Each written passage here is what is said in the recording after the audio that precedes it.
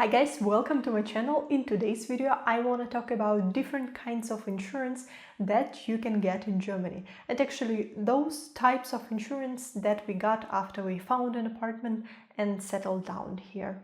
You may be surprised how much insurance you can get in Germany and what kind of insurance you can get here.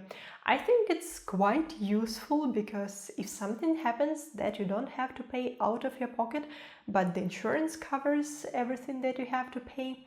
On the other hand, it may be annoying when every month nothing happens, but you still have to pay a couple €100 to insurance companies. Some kinds of insurance are of course obligatory and you actually have to have them in Germany, but some of them are just common practice, but still nice to have because they are quite useful. And let's see what kinds of insurance we got here in Germany. The first one, and probably the most obvious one, is health insurance. And this kind of insurance is obligatory in Germany. You cannot just choose not to have it. You can have either private or public health insurance, and there are a lot of peculiarities about those different kinds of health insurance here in Germany. And actually already had first-hand experience with health insurance, or should I say first-finger experience with health insurance. On the first day when our health insurance started, I actually cut my finger and we had to go to the hospital and stitch it, and it looks like the insurance will cover it. So that's definitely a nice thing to have, and not just for cases like that, but of course if you have some serious illnesses, then the insurance also will cover the treatment. And if you're an employee and you have the public insurance, it's actually quite straightforward and easy, and your partner and also your children are insured with you. And if you're self-employed, then it gets tricky because you only can have the private insurance then, and with private insurance your partner is not insured with you, and that was actually tricky for us because I'm not a German citizen or not an EU citizen, and I needed an insurance, but I'm not employed in Germany, and Christian had the private insurance. It took some time to figure out what to do and how we can do it, because I needed the health insurance to apply for my residence permit here. In comparison, the health insurance in Ukraine is not that great and also is not obligatory. I was working at the IT company a few years ago, and there we actually had some kind of corporate health insurance. Then you could have some of your treatment covered, but it still didn't cover some serious sicknesses like, for example, cancer. And if you don't have that corporate insurance, you can still have some health insurance, but the coverage is so minimum that it probably is not even worth having it. So in Ukraine, I didn't have any health insurance. And to be honest, the prices for the treatment, for example, for putting stitches on your finger, would be lower. But here in Germany, I still enjoy that we do have it. The health insurance plan that we're using costs €384 per month, and then Christian is insured and I'm insured with him as his partner. So the second type of insurance that we got was, of course, car insurance. Because we live in a small town, it's more like a village to be honest, we bought an old car because we wanted to be mobile. If you have an appointment somewhere, for example, to apply for my residence permit, then it's usually 20-30 kilometers driving because it's not in this village.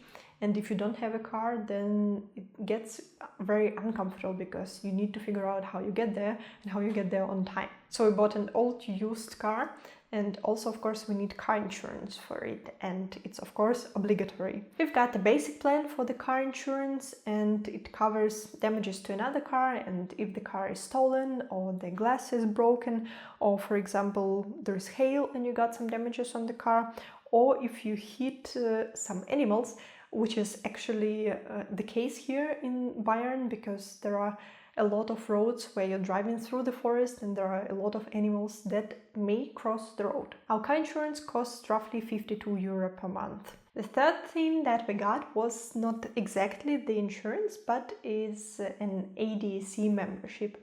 It's a driver community, and you actually get some benefits if you are a member of this community, if you're a paying member of this community. If your car broke down, then you can call a hotline and somebody will pick you up. Also, if you're traveling and there is some crisis or catastrophe, then the community will pay for bringing you home and they will assist with that.